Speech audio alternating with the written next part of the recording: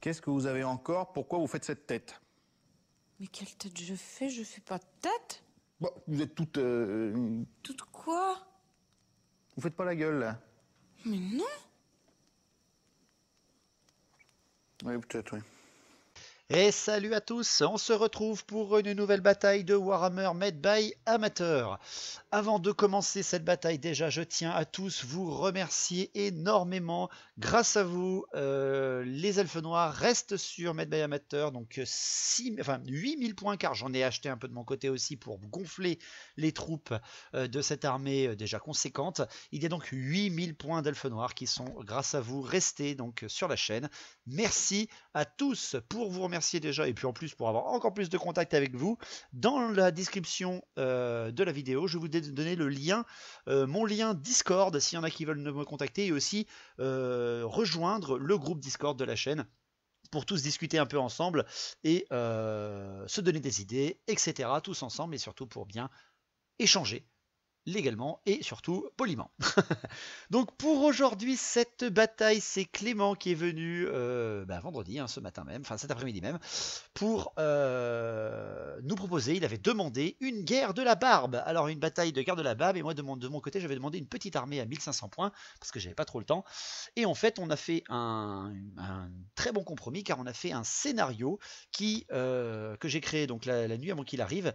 Et c'est un scénario qui se passe juste à la fin de la guerre de la barbe, c'est-à-dire à la mort du roi Phénix. Les nains ont tué le roi Phénix et on va considérer qu'ils ont gagné cette fameuse guerre de la vengeance, la guerre de la barbe. Mais il y avait des ressortissants quand même, il y avait des troupes aux elfes qui étaient un petit peu éparpillées partout sur le front. Et le scénario prend en compte ceci. Ce sont des hauts elfes qui vont essayer de rejoindre, pour se protéger des nains, la forêt d'Atel-Lorraine. Voilà, donc le but de la partie, c'est que j'amène 5 points qui seront répartis à mon choix dans mes unités ou mes héros, un seul point par unité ou par héros, que je ne dirai pas bien sûr à Clément, dans une zone safe, la zone d'Atel-Lorraine, mais il va falloir par contre passer le mur des nains qui bien sûr m'attendait sur le chemin. Voilà un petit peu le scénario. Donc comme vous le voyez, la bataille se passe non pas en largeur mais en longueur. J'ai ma zone de déploiement bien à l'extérieur de la carte. Il y a la zone de déploiement des nains qui forme un gros L. Pourquoi? Parce qu'ils m'attendent en fait dans l'encablure et ils m'attendent pour me mitrailler. Car ils savent qu'ils ont gagné la guerre et ils savent que tuer les hauts elfes, c'est toujours un peu cool pour prouver la supériorité des nains. Et moi, ma zone save, comme vous voyez, elle est derrière le déploiement des nains. Il faut donc que je déplace et je dépasse ça. J'ai fait une liste d'armées pas vraiment tournée pour cette bataille. J'avais fait une liste d'armées île de sang parce que j'avais envie de ressortir cette liste. Je ne l'ai pas dit à Clément. Clément m'a pas parlé de sa liste. On a vraiment fait un truc plutôt vraiment caché. C'était cool. Donc déjà mon seigneur, parce que oui j'ai pris un seigneur à 1500 points, j'ai pris un seigneur haut elfe à 374 points, vraiment limito de limito de limito. C'est-à-dire qu'il a, alors il a l'annule sauvegarde d'armure en attaque avec son épée magique. Il a une petite lance de cavalerie quand même. Il a une armure et un bouclier et il est monté sur un griffon qui a l'essence aiguisée. C'est tout ce qu'il a. En termes de héros, après derrière, j'ai pris un noble grande bannière avec bouclier enchanté, armure lourde et ténacité, courant de ténacité. J'ai pris un mage sur coursier niveau 1. C'est un mage de la haute magie qui a pris le primaire, parce qu'il n'a pas eu un sort super génial, donc j'ai gardé le primaire étouffement de l'âme, bien sûr. Et j'ai pris un mage à pied qui est de la bête et qui a pris le primaire de la bête. En unité de base, j'ai pris 5 patrouilleurs aériens, arc et lance, et j'ai pris 20 gardes maritimes, lance, bouclier, arc et état-major complet. En unité spéciale, 19 mètres des épées de EF avec étendard et musicien, un cotre volant sans baliste, et unité rare, une baliste. J'ai vraiment essayé de faire un espèce de fluff d'unités qui foncent un petit peu, avec certains qui sont pour les couvrir, et d'autres qui sont là vraiment pour mourir au combat parce que la guerre est perdue. Voilà. Pour ce qui est de l'armée de Clément, qui a fait une petite armée très sympathique, il a pris un forge-rune avec la rune majeure tueuse de sort, je crois, ou une rune de tueuse de sort, et un bouclier. Et en tas de grande bannière, il a pris la grande bannière de Grugny, bien entendu, qui donne une invulnérable de 5+ au tir, contre les tirs et contre les projectiles magiques de mémoire, et qui donne une invulnérable de Capuce à son porteur, donc très sympa. Et aussi, il avait donné une arme lourde, alors que vous me direz dans les commentaires si on peut donner une arme lourde avec un porteur de la grande bannière, on ne croit pas, mais bon, moi je l'ai compté parce que c'est fluff et que c'est drôle. En unité de base, il a pris 20 guerriers nains, armes lourdes, étendards et musiciens, 20 longues barbes, armes et boucliers, étendard musicien. En unité spéciale, 20 marteliers, étendard et musicien. Un gyrocoptère, alors que ça sera la figurine de Jérôme Bombardier, mais j'ai 3 gyrocoptères qui vont pas tarder d'arriver sur la chaîne parce qu'ils sont à côté de moi, mais ils sont pas peints, ils sont même pas montés. Une baliste avec la baliste tueuse de volant, il m'a fait la belle surprise quand je m'y attendais pas. En unité rare, il a pris 10 Drake de fer avec un musicien, bien entendu, et il a pris un canon orgue. Donc voilà, une bonne liste d'armées de chaque côté, 1500 points, j'adore ce format parce que tu peux pas te gourer et tu dois être stratège. Donc mon déploiement, plutôt simpliste parce que j'ai voulu vraiment faire les troupes d'infanterie au centre, les rapides sur les côtés et la balise pour couvrir tout le monde. Donc sur mon flanc gauche, le cotre volant, si jamais il déploie des trucs sur la colline, il peut se faire surprendre. Mes gardes maritimes avec mon mage de la bête, mettre les épées de d'OF en plein centre avec la GB, à droite la baliste, mon général sur le griffon et les patrouilleurs aériens avec le mage qui est en coursier léger, donc qui a la règle cavalerie légère.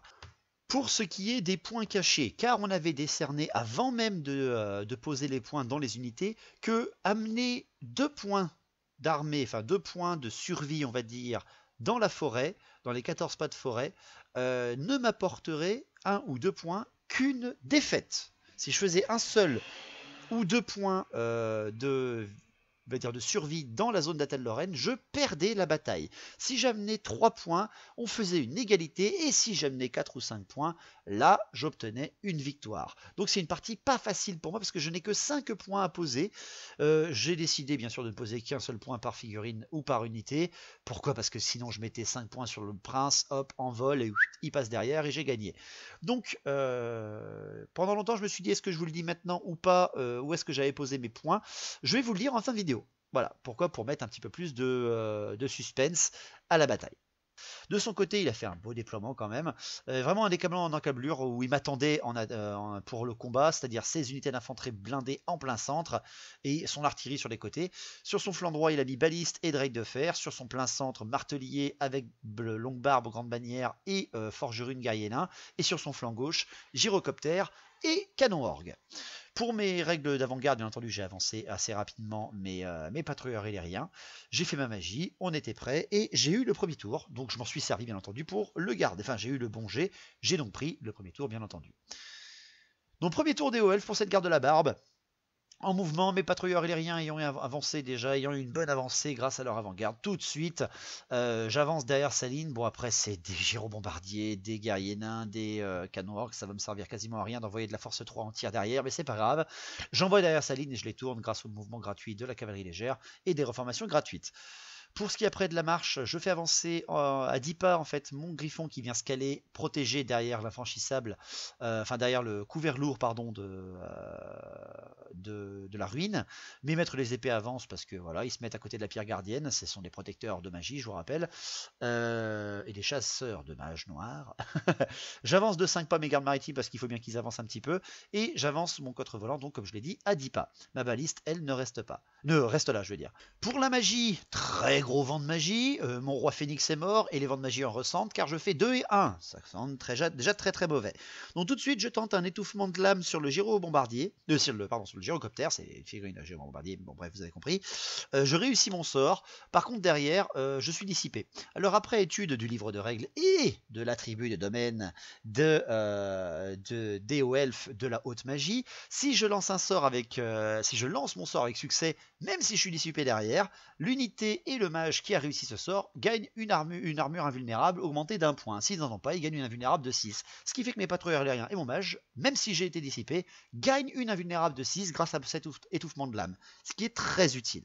J'ai pas d'autres dés de toute façon, donc c'est pas grave, j'ai au moins gagné mon invu de 6. Au tir, mes gardes maritimes qui ont légèrement avancé tirent sur les longues barbes à longue portée après avoir déplacé. Ils ne font absolument rien avec 14 tirs, c'est dommage. La baliste tire également sur les longues barbes, en tir multiple bien entendu. Et je ne fais que dalle. Pourquoi? Parce qu'il a l'invulnérable de 5 grâce à la rune de Grunier. Donc, bien joué, hein, il m'a bien contré mes tirs pour l'instant. Pour ce qui est de mes patrouilleurs aériens, ils tentent de tirer sur le gyrocoptère, mais laisse tomber, faut pas rêver. Et faut l'avouer, j'oublie de tirer avec mon cotre volant, mais bon, qu'est-ce que j'avais en face? Les drakes de fer, à mon avis, j'aurais rien fait. Donc voilà pour mon premier tour. Le premier tour des nains, il fait déplacer un tout petit peu en fait ses drakes de fer pour un petit peu mieux voir et surtout ne pas être gêné par la colline, le cotre volant. Pour ce qui est du reste de ses mouvements, il survole avec son gyrocoptère les patrouilleurs aériens sans leur lâcher la balle, hein, sans leur lâcher le gros ballon, parce qu'il a une idée à la tête, et surtout il a un souffle que moi j'avais complètement zappé, et il tourne également son canon orgue, même s'il aurait pu le faire à sa phase de tir. Pour ce qui est de son infanterie, il fait une légère avancée de ses marteliers et de ses longues barbes pour aller déjà menacer le centre de la bataille sans vraiment de problème après pour ses guerriers nains, parce qu'il est plutôt à l'abri, et il a tout à fait raison. À la magie des nains, merci, au revoir. Les tirs. La baliste tire sur le cotre volant et elle a donc le bonus de tir grâce aux règles de volant de mon char. Mais heureusement pour moi, elle fait un 2 pour toucher. Elle loupe son tir et encore heureux pour moi. Derrière, après, par contre, c'est les drakes de fer qui tirent à 10 contre le cotre volant. Et 10 tirs à force 5 sur un mec à endurance de 4. Il m'arrache 3 PV. Ça fait très très mal. Il ne me reste qu'un seul PV sur mon cotre, c'est mauvais pour moi, surtout si j'ai laissé des points. Si j'ai laissé un point de survie. Pour ce qui est après du souffle de son gyrocoptère très bien placé pour faire le souffle, maximisant les touches, touche tout le monde bien entendu, il touche tout le monde sur du 4+, il n'en blesse que 3 s'il vous plaît, ça déjà c'est super bien. Jean Sauvin avec mon armure de 6+, qui avant était à 5+, mais vu que le souffle est perforant, je passe à 6+, Jean Sauvin avec l'armure, et derrière Jean Sauvin avec l'invulnérable, ce qui fait que je ne perds qu'un seul patrouilleur aérien grâce à ça. Et derrière, c'est le canon orgue qui tire sur les patrouilleurs aériens qui me fait un magnifique 12 tirs pour Clément, très très beau. 12 tirs, et c'est là que l'horreur, il ne me fait que 3 blessures. Bon, il va déclencher une panique quand même, mais grâce à mon invulnérable, encore une fois, je fais encore un double 6, et il ne m'en tue qu'un seul. Je ne perds que 2 patrouilleurs aériens, pas de test de panique, c'est parfait, j'ai survécu à sa phase de tir comme lui il a survécu à ma phase de tir et à ma phase de magie. Un premier tour timide, vraiment timide, qui se passe quand même pas super bien pour moi parce que je perds quand même beaucoup de PV sur mon cotre et je perds un petit peu de patrouilleur aérien. Au tour 2, le tour 2 de mes hauts elfes, je déclare des charges parce que je veux tenter un petit peu le coup quand même, on sait jamais. Je tente avec mon général sur le canon orgue parce qu'il l'a mal placé là, il est de flanc, je peux aller faire une charge irrésistible derrière après sur le gyrobombardier, c'est parfait pour moi. Et derrière après, mon cotre volant bien sûr fonce en direction de la balise pour aller la taper. Mes 2 charges réussissent quand même avec une très belle charge à 18 de mon général. Belle charge quand même. Et bon, une charge à 9 après avec une charge à 12 avec le cotre volant. Tout va bien. En mouvement, les patrouilleurs aériens se déplacent et s'écartent un petit peu de ce gyrocoptère qui me fait très très peur. Mais bon, que je pense pouvoir gérer avec mon général juste derrière. Je les envoie derrière les longues barbes, à côté de la pierre gardienne, parce que c'est toujours plus fluff et je peux toujours balancer des blasts. Pour ce qui est après mes gardes maritimes, ils avancent un petit peu et provoquent les drakes de fer, parce que voilà, on est au elfe, on n'a pas peur. Mais on reste stratège quand même, je n'avance surtout pas mes maîtres des épées d'OS, qui ont en face d'eux des guerriers nains, des longues barbes et des marteliers. À la magie, enfin ça se réveille, je fais un 6 et 4, ça c'est cool. Avec un 6 et 4, je tente un plus en force et l'endurance sur le cotre volant là-bas, parce qu'il risque de se faire d'avoir un peu bobo. Je réussis mon sort, mais par contre après derrière, Clément me dissipe pile poil, donc c'est vraiment cool, hein, vraiment cool pour lui. Par contre après derrière, je tente avec le reste de mes dés l'étouffement de l'âme sur ses marteliers, je réussis le sort. Par contre, il me fait l'énorme surprise de me faire la rune tueuse de sort. Il me contre mon sort et en plus derrière, il fait un beau 5 et me pète le sort dans l'esprit de mon sorcier qui ne me sert donc plus à rien du tout maintenant. C'est dommage pour moi, il me détruit le sort. Donc mon sorcier ne sert plus à rien. Au tir, mes gardes maritimes, ils tirent sur les drakes de fer quand même. Je fais 14 tirs et là, la grande surprise, je tue 2 drakes de fer. Magnifique, il loupe en fait ses sauvegardes de 4+ d'armure. Il fait 2-3 et après il ne fait pas d'invulnérable de 6. C'est nickel. Derrière après mes patrouilleurs aériens tirent sur les marteliers, mais merci, non merci, je ne fais rien du tout. Le corps à corps, le cotre volant contre la baliste naine, les touches d'impact sont présentes et la force de 4 en charge est bien là. Je tue direct en one shot les servants nains et je pars tout de suite en irrésistible de 9 pas en direction de la forêt, peut-être parce que j'ai une petite idée derrière la tête quand même. Pour ce qui est derrière après du général, bon le général contre le canon orc, bon monsieur lance de cavalerie, alors je peux choisir, hein, soit la lance de cavalerie soit son arme magique, je prends la lance de cave parce que force 6 en charge, le mec il fait mal, j'oblitère hein, le canon orc et je pars en charge irrésistible derrière sur le léger flanc du gyrocoptère, c'est parfait pour moi, pas de panique chez les nains, ça reste des nains, hein, merci, on n'est pas non plus des petits peureux. Pour le tour 2 des nains, bah, pas de charge, il tente une reformation de ses drails de fer avec un test de commandement pour tirer, il réussit. Et derrière après, il fait légèrement, enfin pas légèrement quand même, hein, pas si légèrement que ça je veux dire, il avance avec ses marteliers et ses longues barbes, et légèrement avec ses guerriers nains pour pouvoir commencer à pouvoir charger de tous les côtés, si jamais je loupe mes charges, faire donc des très belles contre-charges de son côté, ça me fait très très peur. Pour les tirs, ces drails de fer, bah, ils visent le cadre volant. Ils sont 7, 8 les mecs, ils me balancent encore 3 PV dans la tronche. Mon cadre volant est détruit et sachez que mon cadre volant portait un point de survie. Donc déjà, je ne tombe plus qu'à 4 points de survie et il faut que j'en marque. Et donc il faut tous que je les passe si je veux réussir à gagner la partie. Voilà, c'était pour vous dire. Donc là, à ce moment-là de la bataille, je serre beaucoup les fesses parce que je suis plutôt mal barré. Pour le corps à corps, le seul corps à corps qu'il y a, c'est mon général contre ce gyrocoptère. Mon général fait 2 PV en moins sur le gyrocoptère avec sa lance de cavalerie. Par contre, après, c'est le griffon, lui, qui, avec ses sens aiguisés, est relançable. Donc, vu qu'il la frappe toujours en premier, relançable grâce à sa bonne initiative, explose le gyrocoptère pour finir. Et je me reforme gratuitement pour voir le centre de sa ligne. C'est un tour 2 qui se termine plutôt bien pour moi, quand même, faut l'avouer. Pourquoi? Parce que j'ai nettoyé la plupart des flancs fragiles, en tout cas toutes ces pièces d'artillerie, et son gyrocoptère qui avait ce souffle terrible pour moi. Donc on va voir ce qui se passe après. Tour 3. Tour 3 des hauts elfes, les charges. Je tente des charges parce que je suis à portée quand même. Je peux faire, il faut que je fasse des 9 avec mes infanteries, donc c'est beaucoup à 2D, hein, mais je tente parce que j'ai pas peur, je suis haut elfe. La guerre est perdue, mais pas mon honneur, et pas mon orgueil. Je déclare une charge de mes gardes maritimes sur le dos des drails de fer. Pendant longtemps, Clément il a demandé s'il en suit pas ou pas. Bon. Je loupe ma charge, je fais un 4 de charge, enfin j'avance de 4 seulement. Derrière après c'est mes maîtres des épées de dresse et mon griffon de dos avec mon général qui charge les guerriers nains et malheureusement je loupe ma charge avec mes maîtres des épées de dresse. Ça me fait vraiment suer, c'est vraiment dommage pour moi. Donc au combat, ça va peut-être quand même arriver au combat là assez costaud. J'ai loupé ma charge, il faut quand même faire ma magie. À la magie, pardon, pour le dernier mouvement, les patrouilleurs aériens, vu qu'ils ne servent vraiment plus à rien du tout avec le mage, eh bien je décide de les faire s'enfuir complètement, enfin pas s'enfuir, mais entrer dans la tête de leur raid et de se barrer complètement. Je favorise en fait les points. Pourquoi? Parce que j'avais un point sur mon mage monté et un point sur mes patrouilleurs aériens. C'est le seul truc un peu, voilà, pas de tricherie, mais bon, c'est complètement compliqué pour moi d'empêcher d'avoir une défaite. Pour l'instant, je viens de marquer 2 points car il vient de sortir du champ de bataille volontairement. Ils sont entrés complètement dans la forêt sans louper leur test de terrain dangereux et arriver hors de la table volontairement. Autrement dit, j'ai marqué 2 points. Je suis toujours en défaite, je tiens à le préciser, car si je mets 3 points de survie, je fais une égalité. Si je mets 4 points, je gagne. Ça va être très dur pour moi de gagner, je vous l'avoue là. Donc je viens de au moins sauver 3 patrouilleurs aériens et un mage qui n'est plus mage. C'est dommage. Non, c'était un jeu de mots pourri ça. À la magie quand même, 5 et 1. 5 et 1 à la magie, c'est très faible, faut l'avouer. Donc je tente avec 6 dés direct, le plus 1 en force et en endurance sur mon général.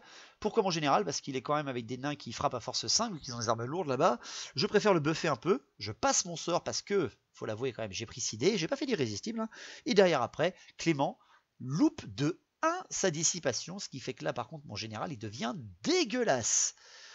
Au tir, la baliste elle tire en multiple sur les drails de fer, elle fait que un seul petit mort, franchement c'est pas la joie, j'aurais pu avoir mieux.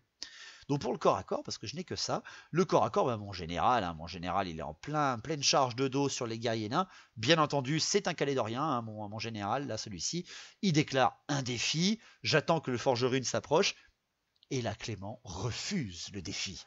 Bouh! Oh mon Dieu! Il a refusé le défi. Il a raison, son forgeron n'est pas un combattant. Il va le perdre direct. Je vais marquer du massacre. Donc directement, c'est le combat hein, de ces 4 guerriers nains contre mon général avec son griffon. Il m'enlève un petit PV quand même sur le griffon et seulement un seul. En même temps, il a que 4 attaques. J'ai une bonne CC.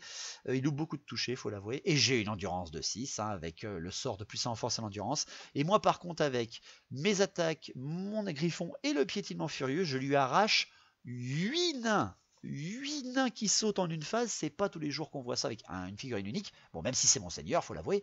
Les nains perdent le combat, mais restent au combat sans vraiment de problème, vu qu'ils sont encore indomptables. Donc un tour 3 qui se passe pas si bien que ça parce que je loupe mes charges. Je me suis avancé, mais je me suis plutôt bien avancé parce que mes maîtres des épées de OF ont loupé la charge, mais ils n'ont avancé que de 2 parce qu'ils ont fait 2 et 1. Donc ça va, il est encore loin de moi pour me charger. Pour le tour 3 des nains, il ne fait pas de charge, il ne tente pas, il fait des mouvements, il reforme déjà avec un test de commandement ses guerriers nains contre mon général et il le réussit. Il reforme également cette règle de faire un test de commandement pour tirer et il réussit également. Il avance ensuite... Ah si, pardon, il tente des charges. Il tente des charges avec ses marteliers sur les gardes maritimes, il la loupe. Et mes tests de riposte après, mes tirs de riposte lui tuent un martelier. Et les longues barbes chargent les maîtres des SPDF, mais loupe et avance aussi que de 3. Pardon, j'avais oublié. Pour ces mouvements, donc comme je l'ai dit, il reforme tout le monde. Pour les tirs, les drakes de fer se font un petit plaisir sur les gardes maritimes, mais loupent beaucoup de touches, c'est dommage, et ils ne font que 2 morts quand même. Bon, après, ils sont 7 les mecs, ils font 2 morts. C'est un bon petit ratio quand même, hein, on va pas se plaindre. Et derrière, après, c'est le corps à corps. Mon général contre 12 nains et un forgerune. Il ne veut pas proposer de défi, j'en propose un nouveau. Il refuse encore une fois, parce qu'il n'a pas de chef, donc il refuse avec son forgerune. Il préfère tanker plus précisément. Malheureusement, il n'arrive pas à blesser totalement mon griffon. Il ne m'enlève que 2 PV sur le griffon, avec pourtant 8 attaques force 5, alors que j'ai une endurance de 6, pas d'armure. C'est très bien pour moi, ce qui fait que mon griffon ne meurt pas. Alors avant, bien entendu, je frappe avec mon héros et mon griffon, mais il avait suffisamment d'unités pour me frapper mon griffon lui-même tout seul. Il n'a pas enlevé, ce qui fait que je fais encore du piétinement. Et encore une fois, avec toutes ces attaques, 4 attaques de mec, 4 de griffon et le piétinement, je fais encore 8 morts. Ce qui fait que seulement 4 guerriers nains et le forgerune sautent au combat. Ils ne sont plus indomptables, ils testent. Et pourtant, ils restent d'une manière magnifique au combat pour la fin de ce tour 3. Le tour 4 des hauts elfes. Bon, on a loupé nos charges tous au centre. Ben j'y vais, je tente une nouvelle charge de mes gardes maritimes et je décide de charger les drakes de fer. Je vais surtout pas aller dans les marteliers. Tandis que les maîtres des épées d'OS, eux, foncent en direction des longues barbes. Je réussis mes 2 charges. À la magie, je fais 6 et 5, ça souffle. Je fais... malheureusement, j'ai plus qu'un seul sort, c'est un peu con. Je fais le puissant en force et l'endurance sur les maîtres des épées de F. Je passe mon sort, mais bien entendu derrière que Clément me dissipe. Les nains ne sont pas les derniers en dissipation. Pour ce qui est des tirs, la baliste en multi sur les marteliers en tue 2. Elle est crème, mais très légèrement. En fait, à chaque fois que je fais 6 tirs, j'en loupe 4. Au tir en touche, hein, déjà. Donc, c'est pas super bien pour moi. Donc, les corps à corps, parce que quand même, on attend ça. Déjà, je fais commencer mon général avec les 4 derrière nains et le forgerune. Bon, encore une fois, mon défi est refusé par le forgerune. Donc, bon, c'est bien simple. Mon général extermine avec son griffon les guerriers nains et en plus piétine à la fin le forgerune sans vraiment de ménagement et se reforme en direction des longues barbes. Pour ce qui est après des gardes maritimes, les gardes maritimes qui s'affrontent avec les drakes de fer, bon, j'ai pas beaucoup de force, il faut l'avouer, ils sont très tankers, mais j'ai beaucoup de bonus fixes là. Je charge avec 2 rangs complets, de plus que lui, donc c'est quand même pas trop mal. Pour ce qui est des gardes maritimes, je tue seulement 2 drakes de fer, et lui derrière après ne me tue seulement que 2 gardes maritimes. On est ex-aequo en termes de dommages. Donc, ça m'arrange, parce qu'il perd largement le combat, il doit faire un test de commandement à 5, et il le loupe malheureusement, alors qu'ils ont un commandement de 10 les mecs, hein.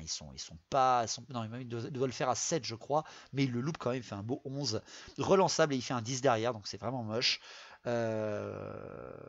Ouais, donc il s'enfuit malheureusement, il s'enfuit, voilà c'est ça, il fait, premier test de commandement il fait 10, il le relance, il fait 11, et au jet de fuite, comme vous le savez à Warhammer, les dés sont capricieux, il fait un double 1, donc bien entendu que je poursuis, et que je mange son régiment, et que je poursuis même d'ailleurs de 6, donc je poursuis de pas grand chose.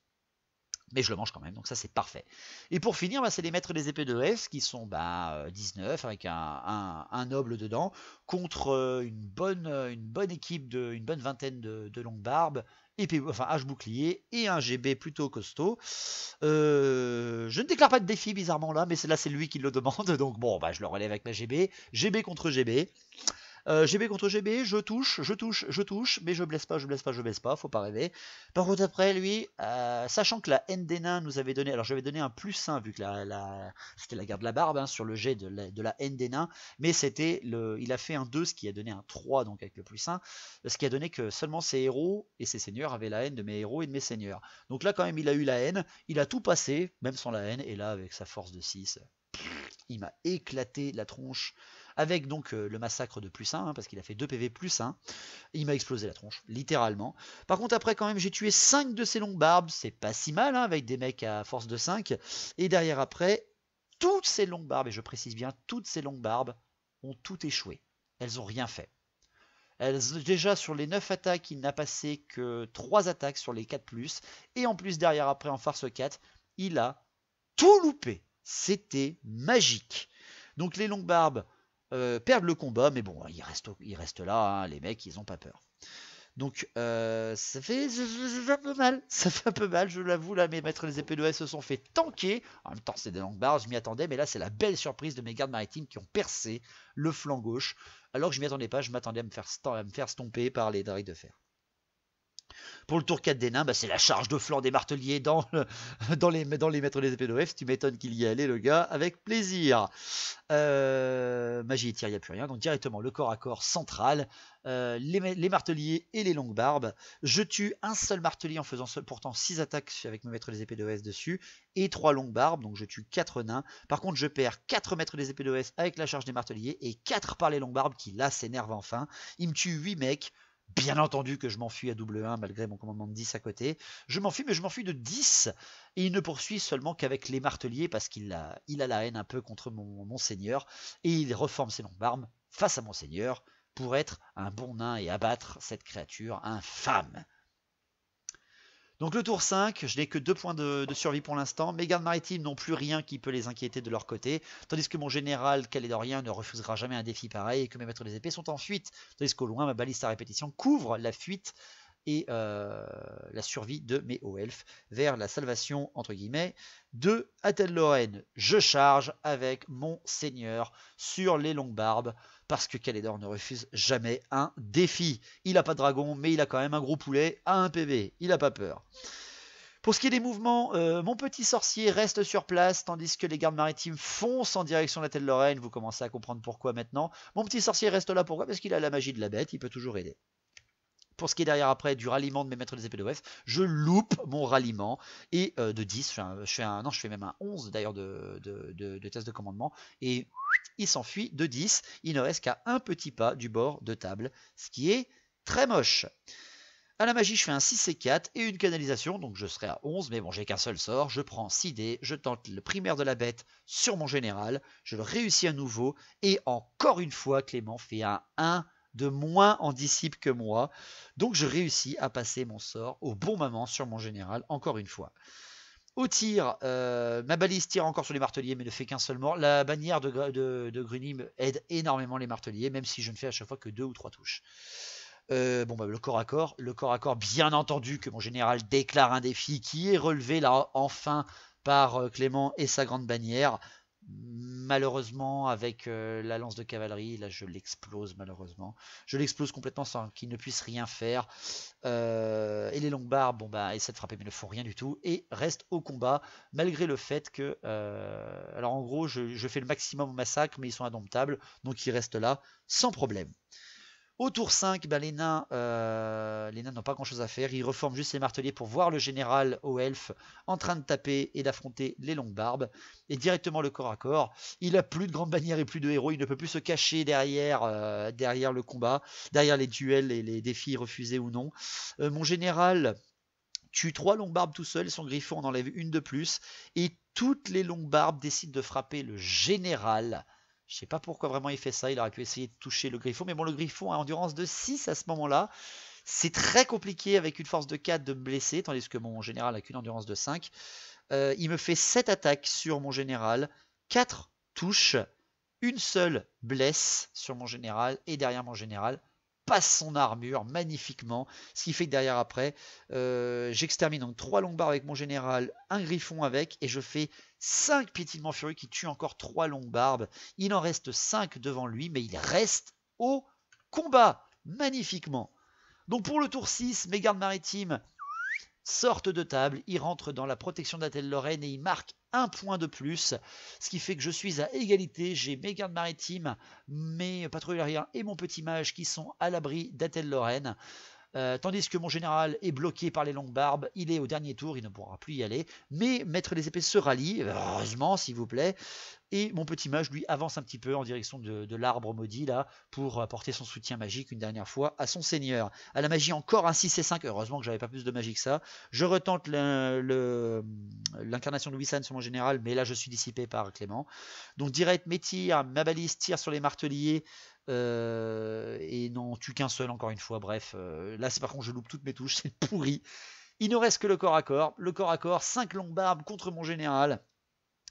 Mon général tue 2 longues barbes, le griffon en tue une seule, et derrière après les longues barbes n'arrivent pas à enlever le dernier PV à mon griffon, ce qui fait qu'après le piétinement fait seulement 2 alors qu'il ne reste que 2 longues barbes, et il y a une longue barbe qui survit magnifiquement parce que je la blesse pas. Donc il y a une longue barbe, la bannière face à mon général qui tient, et je tiens à préciser qu'il reste au combat s'il vous plaît, et qui finalement tank complètement. Ils ont fait leur boulot, ils ont encaissé au plus possible et ils ont tanké, et ils ont bloqué le passage à mon général qui est donc à la merci complète des marteliers. Pour le dernier tour, la charge des marteliers sur le flanc de mon général, et qui nous donnera un corps à corps calédorien magnifique. Mon général frappant avant tue avec ses propres attaques et son annule sauvegarde d'armure la bannière longue barbe. Son griffon à lui-même loupe beaucoup d'attaques et ne tue aucun martelier d'ailleurs je crois. Si, j'en tue un seul, et là au moment où les marteliers frappent, il balance toutes ses attaques possibles, il n'en fait qu'un seul martelier qui frappe le griffon, il l'explose, et après tous les marteliers frappent le général, et il m'oblitère, il m'enlève 5 PV sur le général avec ses marteliers, et il assassine, pardon, il vainc au corps à corps et vainc glorieusement mon général au combat à la fin de ce tour 6. Voilà, donc une très bonne partie. Les points, où est-ce que j'avais mis mes points de survie? J'avais mis un point de survie sur mes patrouilles aériens, un autre sur mon mage monté, un dans mes gardes maritimes parce que j'ai voulu être sport, un autre dans mes maîtres des épées d'Ouest parce que voilà aussi, il fallait que je passe un peu de l'infanterie, et un autre sur le cotre volant parce que je savais qu'il allait se faire défoncer tout de suite. J'en avais pas mis sur mon général et bien entendu pas mis sur ma baliste. Donc voilà, j'espère que cette bataille vous aura plu. C'est une égalité car je n'ai que 3 points de survie dans Atel-Lorraine. Par contre, il ne me reste plus que 13 marteliers sur la table, tandis que moi il me reste 11 maîtres des épées d'OF, un mage et une baliste. Mais bon, comme il l'a dit, s'il a été au courant du scénario, parce qu'il ne le savait pas, il a été au courant au dernier moment, il aurait fait une liste un peu différente, en espérant que cette bataille vous aura plu. Moi j'ai adoré la faire, j'adore toujours les gardes de la barbe. Avec Julien, le général roi des tombes, j'en ai fait des tonnes. J'ai toujours adoré les jouer et j'ai toujours adoré les perdre ou les gagner, qu'importe. Merci à tous, n'oubliez pas, si vous voulez nous prendre contact, il y a en mail, si vous n'avez pas Discord, il y a en mail sur le site internet qui est en lien dans la description. Vous avez le Discord pour vous connecter tous ensemble et qu'on discute tous ensemble. Si vous voulez faire du JDR, écoutez les JDR. Si vous voulez voir des parties, si vous voulez donner des idées de parties, au lieu de les faire en commentaire où j'ai pas vraiment le temps de tout lire, parfois où je lis mais j'oublie un petit peu, je vous l'avoue, envoyez sur le Discord, on sera plus dans le détail, ça sera plus sympa. Merci à tous pour le litchi, vraiment, vous pouvez vous féliciter. 500 €, c'est pas tout le monde qui nous donne ça. Merci à tous, donc les elfes noirs sont avec nous pour de bon, et je vous prévois une belle partie, soit une 2500 avec des seigneurs dragons et de tout ça, ou elfes noirs, parce que voilà, vous voulez une guerre éternelle, on le sait bien, ou alors une énorme bataille de 7500 points, voyant affronter Malekith et Morathi contre Tyrion et Teclis. Peut-être ça si j'ai le temps, parce que je vais peut-être pas tarder de retourner au boulot, donc attention, je vais peut-être aussi revenir au format une seule vidéo par semaine, je vous préviens d'avance. Désolé si ça vous plaît pas, mais bon, j'espère retourner au boulot quand même assez vite, parce que ça va bien le Covid, mais ça commence à nous saouler. Merci à tous, portez-vous bien, restez prudents, et surtout, longue vie à battle, au vrai battle. Ciao.